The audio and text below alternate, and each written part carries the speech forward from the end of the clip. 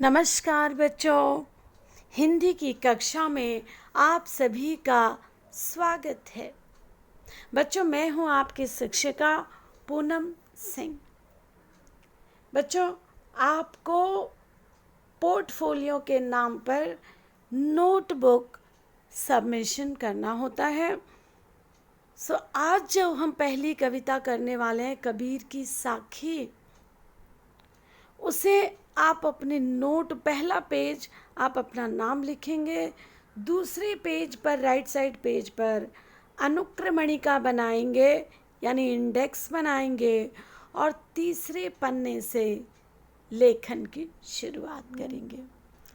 ऊपर, सबसे ऊपर आप दिनांक डालिए, पाठ का नाम, कविता का नाम, कवि का नाम और शब्दार्थ, कुछ शब्दों के अर्थ लिखिए। या तो एक एक दोहा, एक एक साखी हम लोग लेंगे, कबीर के एक एक दोहों को यहाँ पे साखी कहा गया है। एक एक दोहे उनके उठाएंगे, उसके शब्दार्थ, उसका भावार्थ, फिर दूसरा दोहा, उसका शब्दार्थ, उसका भावार्थ उठाएंगे। चलिए, कबीर कौन थे, कबीर किस प्रकार के कवि थे, चलिए आज हम देखेंगे उनके जीवन परिचय के माध्यम से। कबीर दास का जीवन परिचय इस प्रकार है। संत कबीर दास प्राचीन भारत के सबसे प्रसिद्ध कवियों की सूची में सबसे प्रथम स्थान पर आते हैं। उनका जन्म वाराणसी में हुआ था। हालांकि इस बात की अभी भी पुष्टि प्रामाणिकता से नहीं कहा जा सकता, परंतु ऐसा माना जाता है कि उनका जन्म सन 1400 के आसपास हुआ। उनके माता पिता के बारे में भी यह प्रमाणित नहीं है कि उन्होंने कबीरदास को जन्म दिया या केवल उनका पालन पोषण किया। कबीर ने खुद को अपनी कई रचनाओं में जुलाहा कहा है, क्योंकि नीरू और नीमा नाम के जुलाहे ने इन्हें पाल पोस करके बड़ा किया था, इसलिए ये उनके बच्चे कहलाए और जुलाहा का काम करते थे।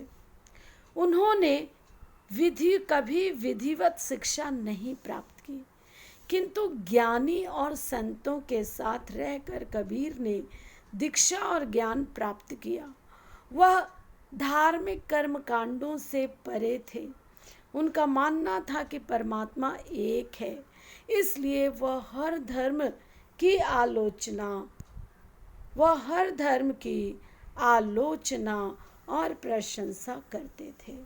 उन्होंने कई कविताएं गाईं जो आज के सामाजिक परिदृश्य में भी उतनी ही सटीक हैं जितने कि उस समय।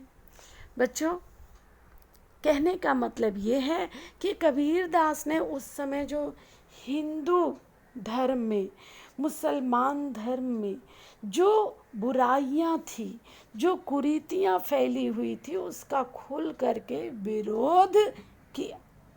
एक छोटी सी दोहा उनका मैं बता के इस बारे में पुष्टि कर देना चाहती हूँ कि जैसे पंडितों को कहते हैं, अरे तुम माला क्यों फिरा रहे हो, माला तो कर में फिरे, फिरे न मन का फेर, कर का मन का डार दे, हाथों के मन का छोड़ दे, मन से मन का फेर, यानी अपने मन से ईश्वर को याद कर। सोचो बच्चों, जब वो ऐसा कहते थे तो उस समय के पंडितों को कितना बुरा लगता था। इसी तरीके से वो मस्जिद पर, इस्लाम धर्म में भी जो बुराइयां थी उसका उन्होंने विरोध किया। इसलिए इनके दुश्मन जो थे वो हिंदू और मुसलमान दोनों ही थे। कबीरदास के दोनों ही जाते और उस समय के जो बादशाह थे उससे शिकायत करते। बादशाह के जो आदमी थे आते, इनको पकड़ ले जाते, लेकिन फिर भी क्योंकि कोई गुनाह तो करते नहीं थे, सच दिखा देते थे, फिर थोड़े दिनों में छोड़ जाते थे। इस्लाम धर्म पे इन्होंने ऐसे ही एक लाइनें कही, पंक्तियाँ कही हैं कंकड़ पत्थर जोड़कर मस्जिद लई छवाए, तापर ताचढ़ मुल्ला वांग दे, का बहिरा भया खुदा। क्या तुम्हारा खुदा बहरा है कि इतना जोर जोर से सुबह सुबह चिल्लाते हैं? हाँ, कंकड़ पत्थर जोड़कर, मतलब कंकड़ पत्थर जोड़ करके तुमने मस्जिद बना ली और उस पर से चढ़कर सुबह सुबह इतना चिल्लाते हो। अरे भाई, क्या तुम्हारा खुदा बहरा है? सुनाई नहीं देता उसको? अब जब ये चीज़ सुनते इस्लाम धर्म के मौलवी ये सब, तो वो फिर से उनको जो है उनके दुश्मन बन जाते थे। सो इस प्रकार से कबीर दास ने उस समय के समाज की फैली हुई बुराइयों, धार्मिक बुराइयों पर कुठाराघात करने का काम किया। अब इनके दोहों को बच्चों, पहली बात कि साखी क्यों कहा जाता है? साखी यानी साक्षी। साखी यानी बच्चों साक्षी। साक्षी यानी प्रमाण। प्रमाण, सबूत। ये कहते हैं कि मैं जो कुछ कह रहा हूं इसका सबूत है, सबूत के साथ कह रहा हूँ।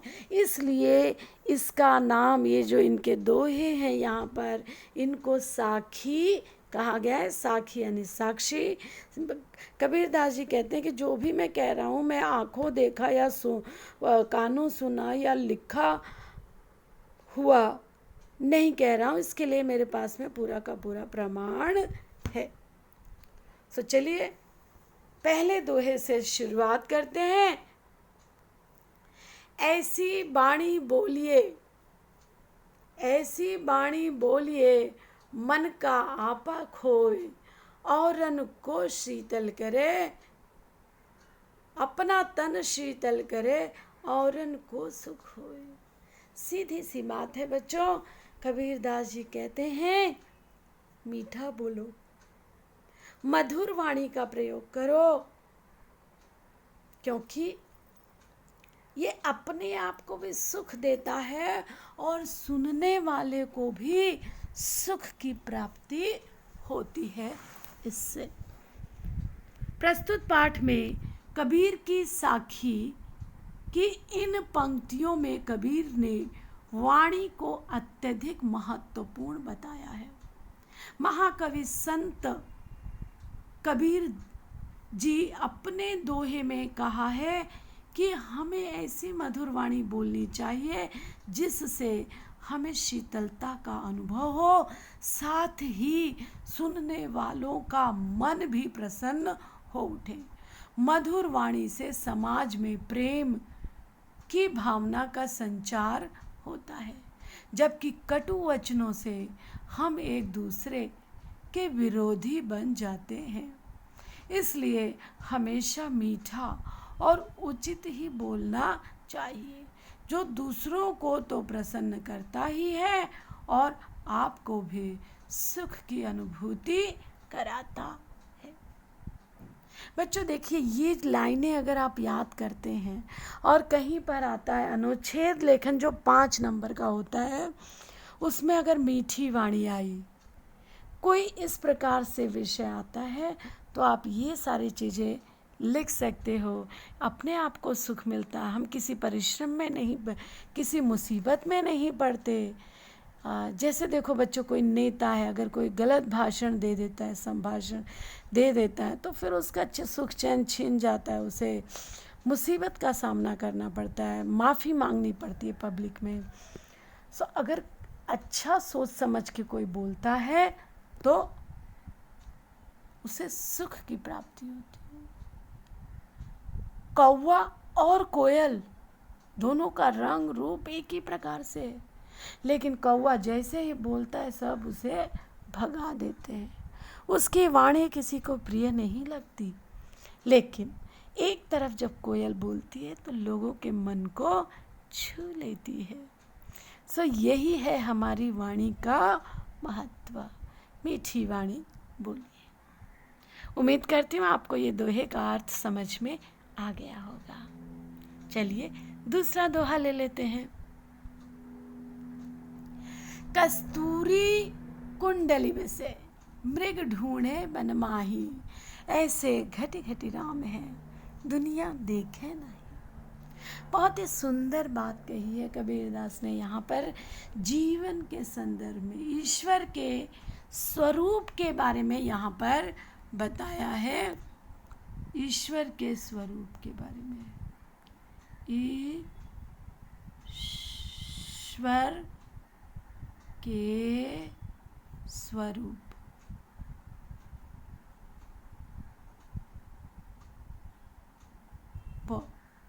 ईश्वर के स्वरूप के बारे में यहाँ पर बताया है कि ईश्वर हर एक एक घट में, हर एक व्यक्ति के भीतर निवास करता है। लेकिन उस मृग की तरह बच्चों, हिरण जो होता है ना, कहते हैं कि हिरण की नाभि में एक कस्तूरी नाम का एक सुगंधित पदार्थ होता है, जो उसकी अपने अंदर से ही वो सुगंध निकलता है। लेकिन जब वो सुगंध मृग के नाक तक पहुंचता है तब वो पागल हो जाता है। उस सुगंध का पीछा करते करते पूरे जंगल में, पूरे वन प्रदेश में भटकता फिरता है उसकी सुगंध को पाने के लिए। इसी प्रकार से उस मृग की तरह ही हम मनुष्य भी अज्ञानी हैं। हमें ज्ञान नहीं होता कि ईश्वर तो हमारे अंदर, हमारे भीतर ही है। और इस ज्ञान के न होने के कारण, अज्ञानता की वजह से हम उसे कहाँ ढूंढते फिरते हैं? मंदिर, मस्जिद, गिरजाघर, गुरुद्वारे आदि जगहों पर ढूंढते फिरते हैं। ये अज्ञानता है। कबीर की साखी का यहाँ पे भावार्थ देख लीजिए। जिस प्रकार हिरण की नाभि में कस्तूरी रहती है, परंतु हिरण इस बात से अनजान, उसकी खुशबू के कारण उसे पूरे जंगल में इधर उधर ढूंढता रहता है। ठीक इसी प्रकार ईश्वर को प्राप्त करने के लिए हम उन्हें मंदिर में, मस्जिद में, पूजा पाठ में ढूंढते हैं, जबकि ईश्वर तो स्वयं कण कण में बसे हुए हैं। उन्हें कहीं ढूंढने की जरूरत नहीं है, बस जरूरत है तो खुद को पहचानने की। उम्मीद करती हूँ बच्चों कि ये पंक्तियाँ आपकी आंखें खोल देंगी कि मक्का मदीना जाना या काशी जाना या वृंदावन द्वारिका नहीं, मन चंगा तो कठौती में गंगा। कठौती यानी काठ की बना हुआ एक बर्तन, जिसमें पुराने ज़माने में रोटी रखी जाती थी। यदि आपका मन अच्छा है, मन चंगा, तो कठौती में गंगा। कठौती काठ से बना हुआ एक बर्तन जिसमें रोटी रखा जाता था। ठीक है बच्चों। यहाँ पर अज्ञानता, मंदिर मस्जिद गिरजाघर में जाते हैं, भजन करवाते हैं, पाठ करवाते हैं, लेकिन कहाँ है ईश्वर? ईश्वर आपके अंदर ही है। तीसरा दोहा देख लेते हैं। जब मैं था तब हरि नहीं, अब हरि है मैं नाही, सब अंधियारा मिट गया, दीपक देखा माही। जब दीपक में देखा तो सारा अंधेरा मिट गया। जैसे दिया जला लेते हैं तो सारा अंधकार दूर हो जाता है, वैसे ही जब ईश्वर का साक्षात्कार हो गया, पता चल गया कि जो कुछ भी है वो ईश्वर का ही योगदान है, तब मेरे अंदर का जो अहंकार था वो सब कुछ तिरोहित हो गया, हट गया। जब मैं था, मैं यानी अहंकार, जब मैं था तब हरि नहीं, हाँ, मैं यानी अहंकार। जब मैं था तब हरि नहीं, अब हरि है मैं नाही, सब अंधियारा मिट गया, दीपक देखा माही। ईश्वर का साक्षात्कार ईश्वर का ज्ञान होने पर सारा अंधेरा दूर हो गया। भावार्थ देख लीजिए।